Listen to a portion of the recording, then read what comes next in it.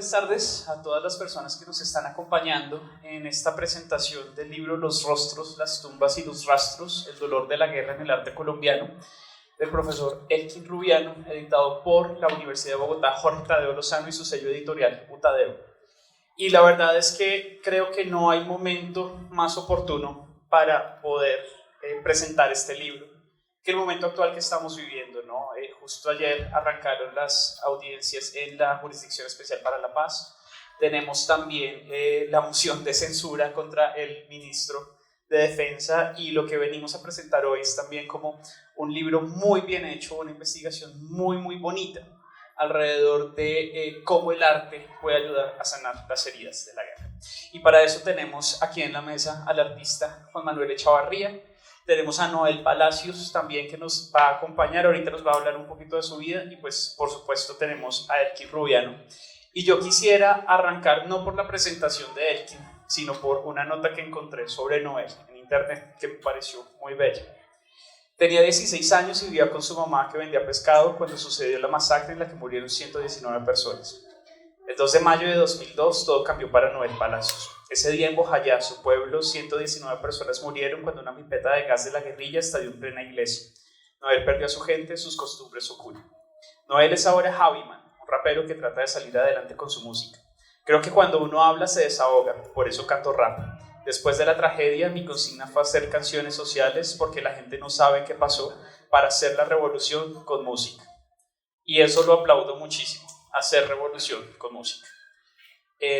Creo que quisiera arrancar por ahí justamente. Quisiera no que arrancara el hablar Elkin sobre su libro, sino que hablara uno de los protagonistas de su libro. Noel, te quiero ceder la palabra para que nos cuentes tu historia y pues para que nos pongas en contexto también este trabajo. Bueno, pues muy buenas tardes. Mi nombre es Noel Palacios. Como lo acabas de decir en el texto que acabas de leer, anteriormente me hacía llamar artísticamente Javiman, pero hace un tiempo, diría yo varios años, decidí nombrarme nuevamente, llamarme artísticamente como mi nombre, Noel Palacios, el negrito del swing. Hace un tiempo hacía rap, ahora hago pues música tropical y ahora estoy volviendo a la música urbana. Bueno, ¿por qué es tan importante la música para mí? La música ha sido una tabla de salvación. Yo pienso que a través del arte, a través de las diferentes expresiones artísticas, podemos expresar sentimientos, tantas cosas que no podemos expresar textualmente. Entonces la música para Noel Palacios es muy importante. Algo muy importante que quiero resaltar es que posiblemente yo no estaría aquí. ¿Por qué digo esto? Porque posiblemente, digamos, pues muchos de ustedes no saben. Yo no estaría aquí en este momento si no hubiera sido por la oportunidad que me dio el artista plástico que aquí está, que es un amigo, Juan Manuel Echavarría. Cuando él nos graba por primera vez con Vicente, después de que ocurre la masacre de Bojayá, recuerdo que va a Pastrana. Yo estaba muy pequeño y era muy tímido. Nosotros, recuerdo que en ese entonces decíamos penoso, yo ahora digo tímido, decíamos penoso. Y le pedimos al presidente, le pedimos a la organización, o sea, a las personas que han organizado la programación de la visita del presidente, que nos permitieran cantar. Cantamos una canción con Vicente, luego pues nos conocimos con el artista plástico Juan Manuel Echavarría, y quería resaltar eso, porque si no fuera sido por él, pues no estaría en este momento acá. Entonces, de verdad, de corazón, muchas gracias. Muchas gracias. Y pues bueno, yo soy un poco tímido, muy tímido. Cuando ya cojo confianza, hay que trancarme un poquito. Entonces voy a ceder la palabra mientras va fluyendo la cosa y mientras se me pasan un poco los nervios, porque estoy nervioso. Entonces, tranquilo que estamos en confianza. Tranquilo que estamos en confianza. Pues quisiera ahora presentar al maestro Juan Manuel Echavarría. Nació en Medellín en 1947, es escritor y fotógrafo. En 1981 escribió La Gran Catarata, en la que exploró la mitología y la metáfora.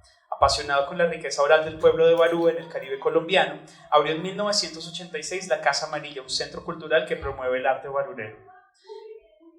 A la Gran Catarata, sí ves, yo también me puse tímido ahora, ¿no? A la Gran Catarata le sigue en 1991 un libro de relatos, Moros en la Costa, como producto de su investigación en el Archivo de Indias de Sevilla y de sus lecturas de los grandes relatos de los cronistas de Indias. En 1995 ingresa al mundo de la fotografía y a partir de Retratos, su primera serie, empezó a investigar la violencia en Colombia a través del arte. Esta investigación le tomó 20 años y distintas expediciones en las que Chavarría escuchó las historias de los campesinos que han vivido en carne propia los horrores de la guerra. A partir de estos recorridos surge junto con la productora Lulo Films la realización del documental Requiem NN, un homenaje a los desaparecidos de Puerto Berrío en Antioquia. Maestro Chavarría, muchísimas gracias por aceptar esta invitación y ya que Noel muy cortésmente nos ha cedido un turno para hablar, cuéntenos un poco sobre Bocas de Ceniza, porque Bocas de Ceniza es una de las obras, una de las series que se comienza a mencionar en este texto. Entonces cuéntenos un poco sobre esa obra. Muchas gracias.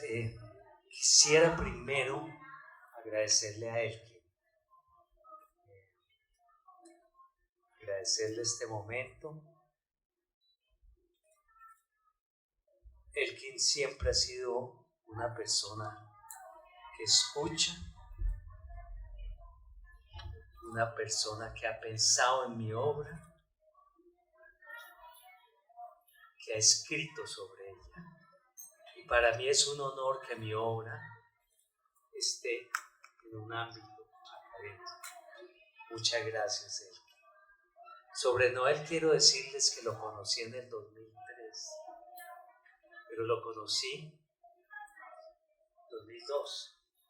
2002, lo conocí en televisión, porque fue cuando Pastrana, el presidente Pastrana va allá, y yo veo que Noel y otro muchacho muy joven, Vicente, que es un muchacho albino, estaban cantando en la televisión una canción sobre la guerra.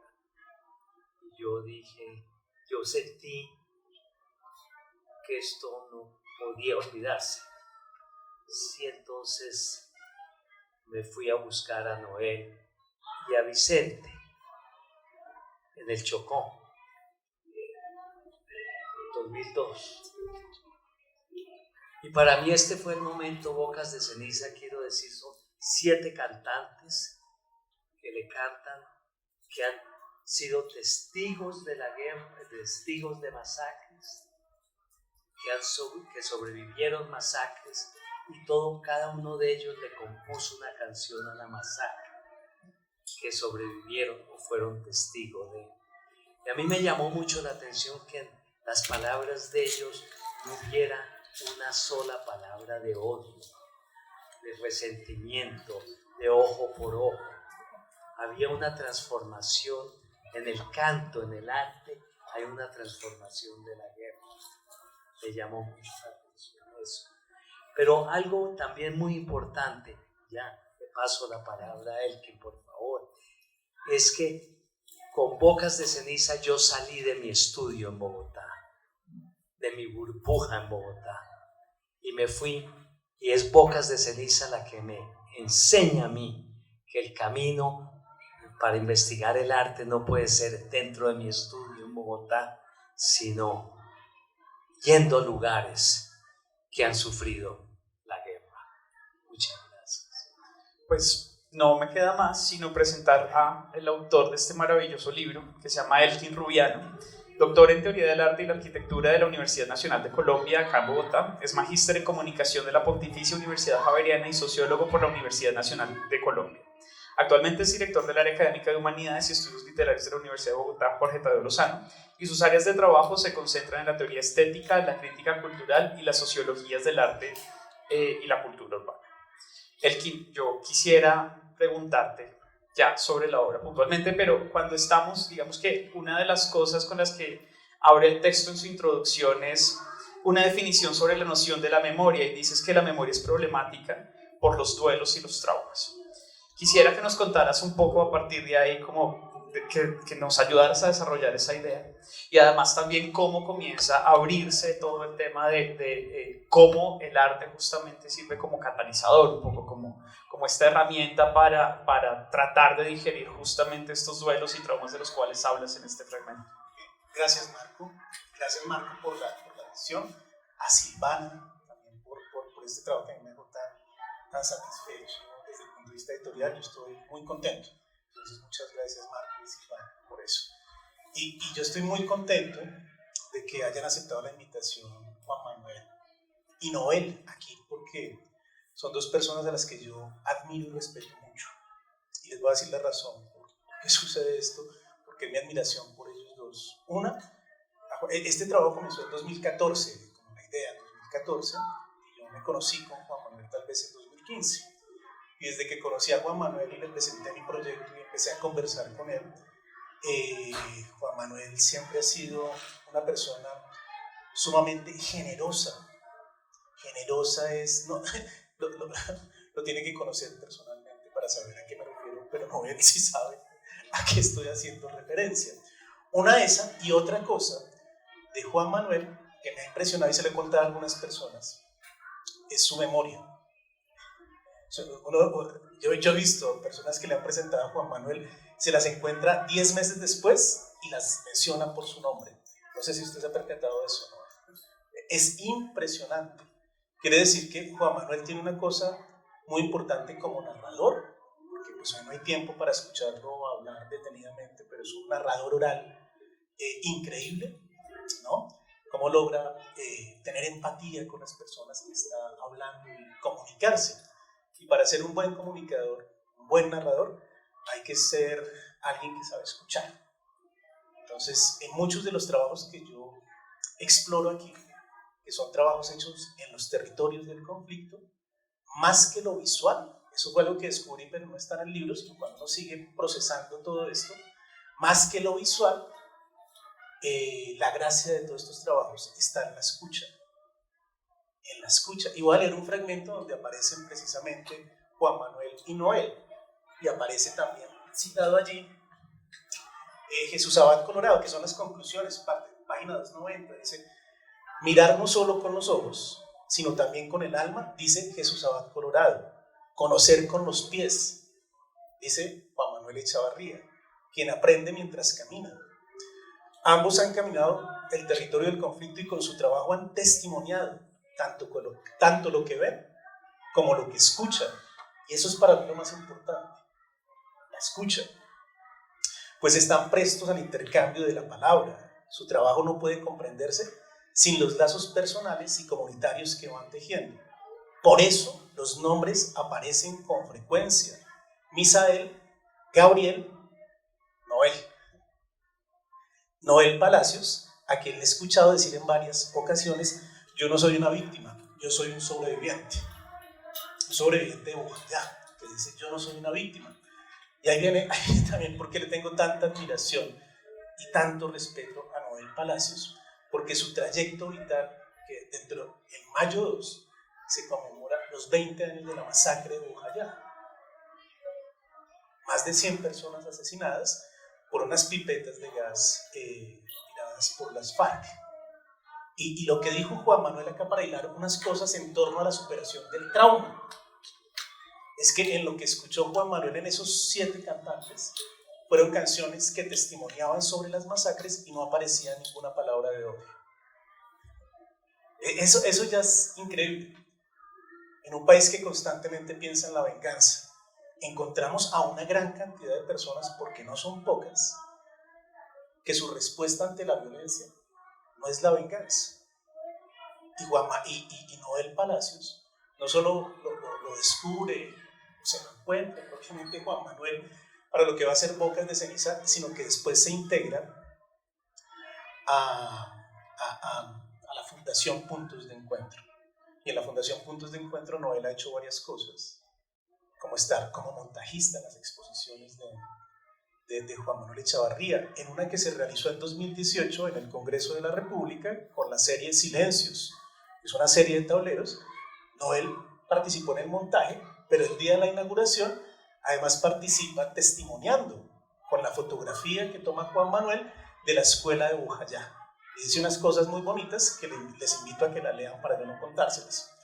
Pero algo allí con Noel tiene que ver con otra cosa, y es que fue tallerista de unos talleres de pintura que terminan en una serie titulada La guerra que no hemos visto, que es una serie de pintura hecha por excombatientes de las AUC, de las FARC, del ELN y de soldados del ejército colombiano heridos en combate. Noel, junto con Fernando Grisales, que ha sido colaborador de Juan Manuel Echavarría y no está por acá, ¿no? Bueno, y junto con, mire, Fernando Grisales y Noel Palacios fueron talleristas de pintura. Sin ser pintor, Noel es tallerista, esa es la gracia. Pero lo otro de Noel, que creo que es muy importante, es que le da talleres de pintura a excombatientes de las FARC. Y justamente eso es... Esa es la superación de la venganza, y por eso la vida de Noel, esos 20 años y lo que lo voy conociendo, siempre me parece ejemplar. Y justamente acabas de mencionar la guerra que no hemos visto, y esa era como el siguiente tema que quería poner sobre la mesa. ¿Cómo es esa relación en la guerra que no hemos visto? ¿De qué trata esta obra, pues, para las personas que están en el público? ¿Y cómo se entreteje esa relación entre ustedes? O sea, Elkin nos dio como un primer marco introductorio, pero yo quisiera escuchar de Marco, no Marco Giraldo, sino de los protagonistas. ¿Cómo fue esa relación? ¿Cómo se creó esta obra? Y bueno, digamos como esos detalles sobre la guerra que no hemos visto. Sí, fueron talleres en el 2007, del 2007 al 2009. Empezamos unos talleres con muchachos excombatientes de las AUC, desmovilizados por el proceso de justicia y paz. Y ahí tuvimos 12 muchachos que participaron, donde iban pintando sus historias sobre la guerra. Fueron tan impactantes las pinturas que dijimos, necesitamos escuchar historias desde la otra orilla. Y pudimos, a través de Darío Villamizar, un historiador, escritor, que era, en ese momento, estaba encargado de los reinsertados de las FARC en Bogotá. Y él nos abrió la puerta, porque era un proyecto a través de una fundación que yo tengo, que se llama Fundación Puntos de Encuentro. Nos abrió la puerta y llegaron como 50 muchachos de las FARC, excombatientes de las FARC. Todos se le habían escapado desertores de las FARC. Al desertar las FARC, el que se le volaba a las FARC ponía en riesgo sus vidas. Y muchos de ellos, algunos de ellos no volvieron a los talleres, eran talleres voluntarios, regla de oro, no se les enseñaba a pintar. Regla de oro, no se les juzgaba. Y hubo algo muy importante. Fernando Grisales, un compañero de trabajo de hace 15 años, de la Universidad Nacional, y Noel Palacios, y a mí me pareció que la participación de Noel era definitiva, porque Noel también, debo decir, todos los excombatientes eran campesinos, ¿no? Y claro, el origen de Noel es campesino. Entonces me pareció muy importante la presencia de Noel allí, en los talleres, y después de los talleres con los muchachos de las FARC, hicimos talleres con soldados heridos en combate, en el batallón de sanidad del ejército aquí en Bogotá. Eso fue en el 2009. Hoy en día yo dudo, francamente, fue asombroso que nos abrieran las puertas y dijeran, hagan los talleres. Sí, hoy en día si hay esa propuesta, yo creo que no lo permiten. Y después hicimos unos talleres con mujeres excombatientes de las FARC, también como con unas 12 mujeres. Recuerdo en el taller, y le paso el micrófono a Noel, que traían a sus bebés en brazos y mientras pintaban sus historias de la guerra, el bebé lloraba, ¿sí? Y yo me preguntaba en ese entonces, ¿será que en Colombia habrá una generación en paz? ¿Será? podamos tener una generación en paz. Noel, puedo hacerle una pregunta. ¿Qué le enseñaron esos talleres a usted? Pues al principio no fue fácil. Al principio no fue fácil porque yo venía de la masacre de Bojayá y todavía tenía mucho dolor, tenía mucho rencor, diría yo. Pero cuando ya fui teniendo la oportunidad de conocer a los muchachos, de dialogar con ellos, hablamos de las cosas cotidianas del campo, del pescado, de las plantas, porque yo vengo de una cultura donde son muy importantes las plantas para nuestra sanación, o sea, cualquier mal que nosotros tenemos, utilizamos las plantas y eso para mí es muy importante porque lo aprendí de mi abuela materna y de mi abuela paterna, de mis dos abuelas aprendí eso. Entonces hablábamos de todas esas cosas y fui entendiendo lo que Juan dice muy importante, que no se les juzgaba, que ellos eran personas como era yo y que a pesar de que muchos de ellos, o digamos todos, por decir todos, no estuvieron en la masacre de Bojayá, me pedían perdón por lo que había pasado en la masacre de Bojayá. Y algo que les quiero decir, un consejo para todos. Bueno, no es muy consejero, creo que me encanta dar consejos porque crecí con los consejos de las personas mayores. Yo tuve mucho rencor, demasiado rencor, y a una de las personas que yo más rencor he tenido en la vida fue a mi papá, porque mi papá nunca estuvo conmigo. Mi papá embarazó a mi mamá y se fue y no respondió, como es muy normal, no solamente en Colombia, porque yo pensé que era solamente en Colombia. Recuerdo que hice una canción que titula Déjenla que baile sola, y me di cuenta que no es un fenómeno colombiano, es un fenómeno mundial, donde muchos padres abandonan a sus hijos. Y yo le tuve mucho rencor a mi papá, pero cuando yo saqué ese rencor que le tenía a mi papá, yo sentí algo que, no, como dice el comercial de 4, no se puede describir sino disfrutar. O sea, yo sentí un descanso en mi corazón. Entonces, el consejo que le quiero dar es que no tengamos rencor. Nos podemos enojar porque es normal que nos enojemos, que nos disgustemos con alguna persona, pero el rencor no le hace daño a la otra persona, nos hace daño es a nosotros mismos. Entonces, cuando yo viví esto con mi papá y yo hice como ese proceso que tampoco no fue fácil ni fue de la noche a la mañana, yo me di cuenta que no debería tener rencor con otras personas. Y no te voy a negar, yo soy muy risueño y soy alegre, pero también me enojo, pero gracias a Dios no le tengo rencor a nadie. Entonces, fue muy bonito el proceso.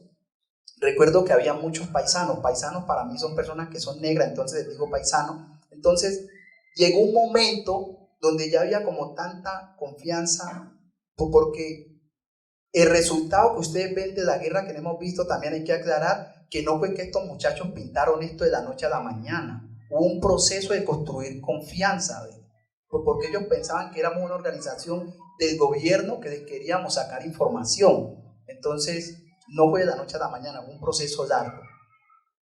Y en algún momento que ellos me preguntaban que qué frente había sido yo.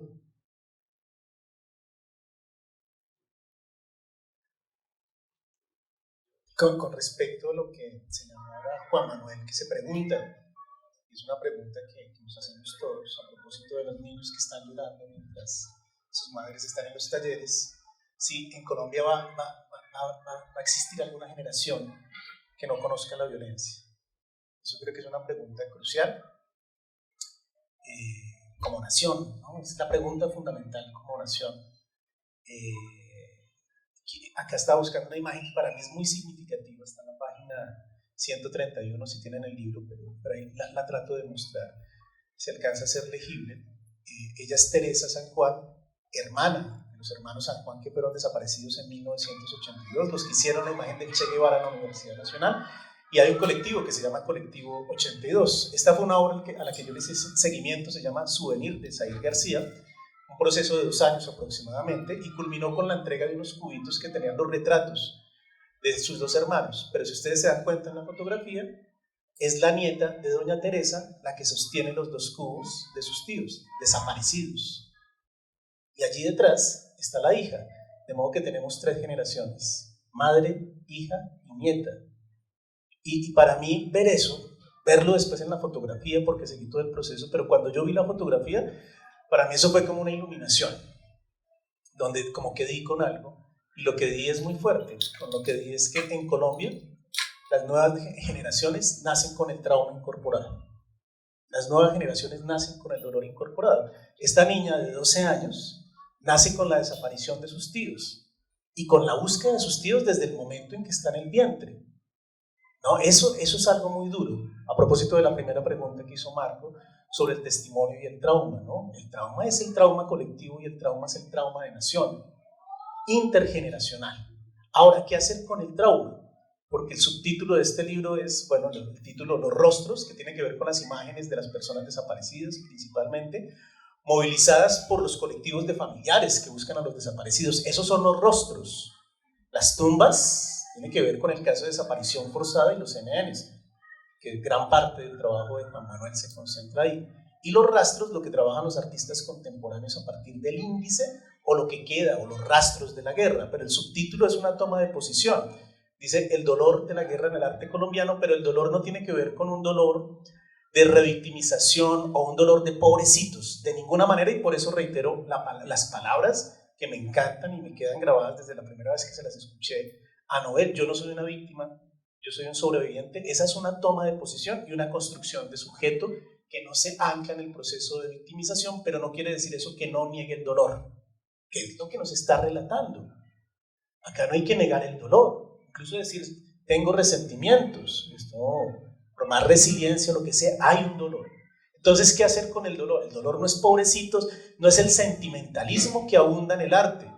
Hay mucho sentimentalismo, pero yo no veo ese sentimentalismo, por ejemplo, en el trabajo de Juan Manuel. Citar un caso porque son varios, pero hay una gran tendencia a ver el conflicto desde allí. Entonces, ¿cómo estoy abordando el dolor? Porque me parece que es una de las tesis de este trabajo. Tiene que ver con cómo hemos narrado el conflicto armado en Colombia, porque la historiografía del conflicto armado en Colombia se ha narrado a partir de los odios heredados, y los odios heredados solo pueden terminar en venganza. Esos son los odios heredados. Por eso vuelvo a decir que Noel es ejemplar, que le da talleres de pintura a los que perpetraron el hecho en Bojayá. ¿No? Entonces aquí hay que cambiar las narrativas. ¿No? Y yo lo que vi con esa fotografía, con todo el trabajo, la investigación de 4 años, con los colectivos de familiares, con las personas que logré entrevistar, entablar diálogo, fue algo muy importante. Y fue lo que terminé llamando allí en el libro comunidades del dolor. ¿Qué son las comunidades del dolor? Las comunidades del dolor permiten construir lazos solidarios y activación política y la activación política de estas comunidades víctimas del conflicto armado. De modo que este dolor no es un dolor para tirarse al piso, pobrecito, sino que es un dolor cuando se hace colectivo que permite primero construir los lazos de solidaridad, porque en los casos de la violencia en Colombia, ¿qué sucede? Que las víctimas de la violencia normalmente se considera que están solas y que solo ellas experimentaron eso. De modo que cuando emergen las comunidades del dolor, ¿qué se descubre? Que lo que me pasó a mí, le pasó a usted, y termina sumándose miles. Y cuando se suman, y esa es la experiencia que ustedes conocen en el territorio, cuando se suman, aparece la solidaridad. De modo que explorar los dolores heredados es la posibilidad de construir otras narrativas en torno al conflicto armado en Colombia, porque lo que necesitamos son otros relatos. Y creo que esos relatos como potencia y como posibilidad aparecen en el arte, porque el monopolio del relato está en los medios de comunicación, en los medios informativos, que construyen un relato de amigo-enemigo, que construyen un relato de antagonismo. Y lo que uno encuentra en todas las obras que yo exploré no fue el antagonismo, no fue la noción de amigo-enemigo, sino lo que se pueden llamar las zonas grises, que a quien hoy en día se le llama victimario, muy seguramente, pero muy seguramente es casi 100%, a quien hoy en día se señala como victimario, en el pasado fue una víctima. Eso lo conocen ustedes, que al que usted le dice guerrillero violador de niños, como se dice públicamente, posiblemente esa persona cuando tenía 14 años fue obligada a estar en un grupo armado. De modo que aquí no podemos hablar de víctimas y victimarios, y bueno, es que no tenemos tiempo, pero tendría muchos casos que descubrí, por ejemplo, con la guerra que no hemos visto. Voy a citar uno muy rápidamente si hay tiempo, que fue en la exposición del Mambo, Ríos y Silencios, donde estaba Jefferson, un ex paramilitar, y estaba el de Niguerón, el corazón, Caliche, Henry Caliche, excombatiente de las FARC. Lo que sucede en todo esto es que hay un video que se llama El Corazón, donde Henry, excombatiente de las FARC, narra en 6 paneles, en 8 paneles, una masacre, un combate que hubo entre paramilitares y guerrilleros, donde los paramilitares torturan a civiles sacando información.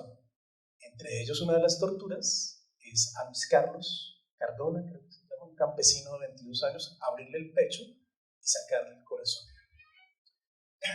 Cuando está narrando esto Henry, en el video como tal, Jefferson, ex paramilitar, está trabajando como montajista, está pintando, está agachado pintando uno de los paneles y escucha que la novia, la población del Caquetá.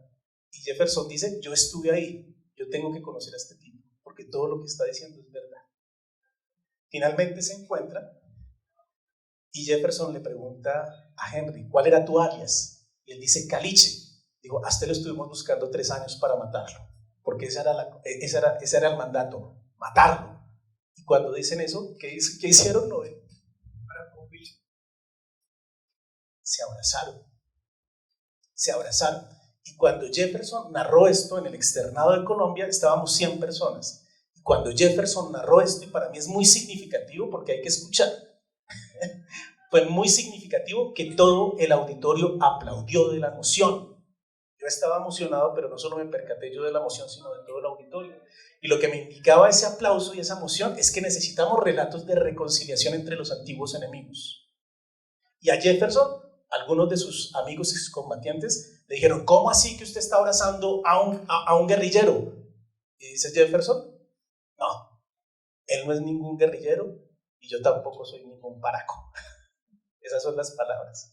De modo que en la investigación y por lo tanto en el libro, yo creo que se están explorando mucho esos casos que son los que me interesan a mí, los que están construyendo otras narrativas sobre el conflicto armado, y sé que esas narrativas se están explorando en el campo de lo visual, el campo de lo artístico, que tienen una potencia, pero esa potencia es la que debería multiplicarse en el aula de clase, en la escuela, que es donde estamos aprendiendo la historia de nación y estamos aprendiendo el hecho de ser ciudadanos. Pero yo, solo para cerrar, yo desde que empecé a hacer todo esto, yo no digo víctimas, no digo victimarios. Esa palabra no la utilizo yo, sino a veces en las exposiciones para que me entiendan. Pero yo digo es perpetradores de hechos atroces, y creo que el mismo uso del lenguaje tiene que limpiarse un poco para dar cuenta de lo que es el conflicto. Y justamente sobre esta construcción de narrativas, me encontré con esta cita que es de Juan Manuel, que dice: el arte como el escudo de Perseo nos permite ver el horror sin petrificarnos. Y yo quisiera preguntarte a ti, Noel, y luego al maestro Echavarría, en primer lugar, Noel, ¿qué ha significado también la música para ti en ese sentido? O sea, como ver el horror sin petrificarse. Pues la música, yo realmente diría que si no existiera la música, o sea, no sé qué sería de mi vida, porque la música me ha permitido poder expresar tantas cosas que textualmente no las puedo expresar, porque digamos, hay muchas cosas que uno quisiera decir textualmente, pero no las puedo decir porque mi vida estaría corriendo peligro. Entonces la música me permite poder decir estas cosas. Yo te voy a contar una historia, una anécdota que va a cumplir 20 años. Yo recuerdo cuando yo canto la canción Va el presidente Pastrana, y con Vicente, que de cariño le decimos el mono, cantamos la canción Lo ocurrido en voz allá. Y yo digo en la canción, en una equivocación, la FARC lanzó una pipeta. Yo recuerdo que va el general Montoya y otra persona que cantó, y él decía: que él afirmaba que o sea, él dice la FARC lanzó una pipeta, digo, en una equivocación, él dice la FARC lanzó una pipeta. Recuerdo que el general Montoya sacó su billetera y le dio 50.000 pesos. Y dice, usted está diciendo la verdad, usted no. Después que terminamos de cantar la canción, esto me quedó, todavía me sigue retumbando, pero ¿por qué no él no quiso o no debería decir la FARC lanzó una pipeta? O sea, ¿por qué no lo digo? Porque yo no sé si realmente en el subconsciente o en el pensamiento de ellos estaba lanzar esa pipeta realmente donde estaba la población civil. Hay algo muy importante que también con esto, y es que estamos no solamente porque estamos en este momento en un ambiente político muy caliente, y desafortunadamente en nuestro país, cuando uno dice algo de izquierda, lo tildan que es de izquierda. Cuando usted dice algo de derecha, lo tildan que es de derecha. Yo creo que no debería ser así, porque digamos, como seres humanos o como personas, debemos de reconocer las cosas positivas o negativas que hacen sin defender ningún color o partido político. Las opiniones solo son opiniones. Y la música realmente me ha permitido no solamente expresarme, sino llevar el mensaje de otras personas que no tienen la posibilidad de poder decirlos en las palabras que yo expreso. Por lo menos ahora estoy trabajando en una canción que titula La hierba ancestral. ¿Por qué la hierba ancestral? Es una canción que habla sobre la marihuana medicinal.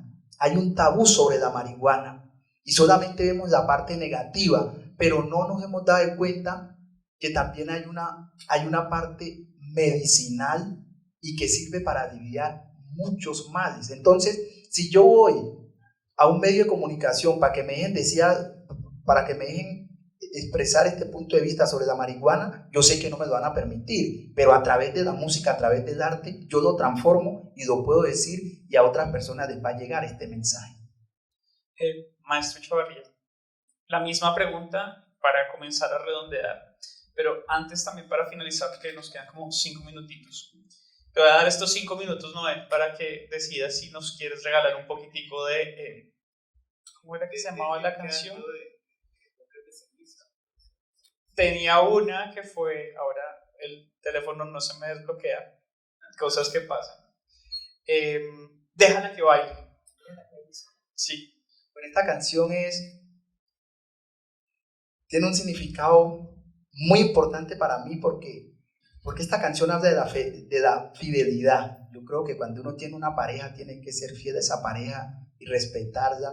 Y no sé si esto nace consciente o inconsciente, o si fue por lo que mi mamá vivió con mi papá, y porque yo siento que mi mamá fue una buena mujer. Yo siento que no fue valorada. O sea, para mí, la persona más bondadosa que yo he conocido en mi vida es mi mamá. Y por eso esta canción tiene un significado muy importante para mí. Entonces, Noel, voy a hacer la palabra al maestro Chavarría como para que cerremos, vayas calentando la voz y nos regales un pedacito de esa canción, ¿te parece?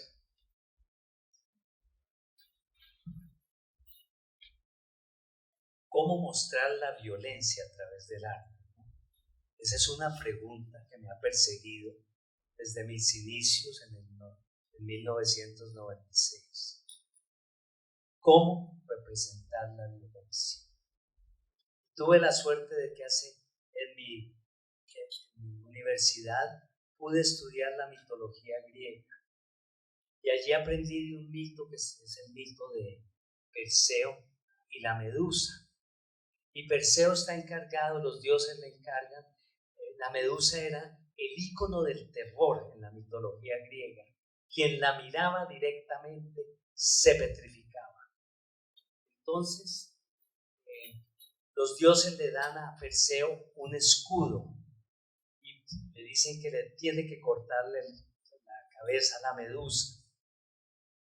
Y lo que hace Perseo para lograr ver a la Medusa sin petrificarse, es con el escudo. Lo usa como un espejo. Es una mirada oblicua, indirecta, y así no se petrifica. Y a través de mis años he querido que el arte, la forma como yo trabajo mis obras, nunca lleguen a petrificar con el sensacionalismo o el voyerismo. Me apoyo mucho en la metáfora, en lo simbólico y en ese mito que me dice la mirada oblicua, la mirada indirecta. En la masacre de Bojayá, pues los cantos son una mirada oblicua. No hay. Bueno, entonces vámonos con Déjenla que baile sola. Tenía muchísimo tiempo que no interpretaba esta canción.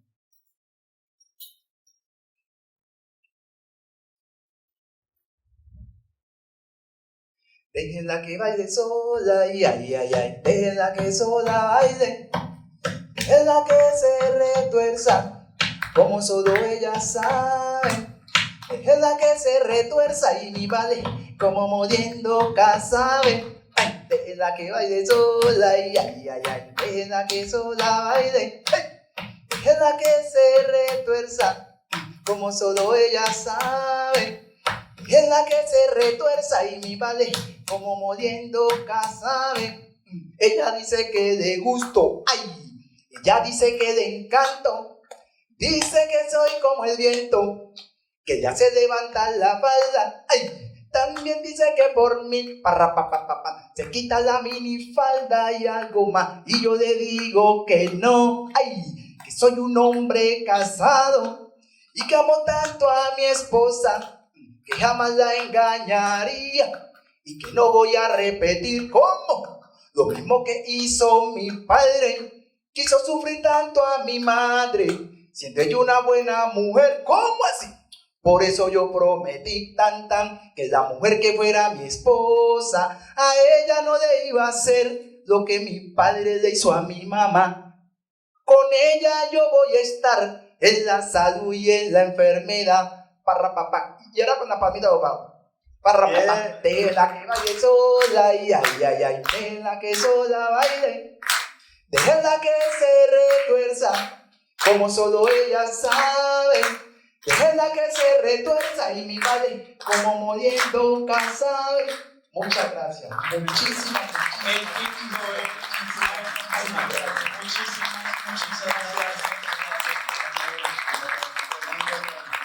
Elkin, muchos éxitos con el libro, auguramos muchos éxitos. Gracias, profe. Muchas gracias, Noel, muchas gracias, Juan Manuel, por haber aceptado esta invitación.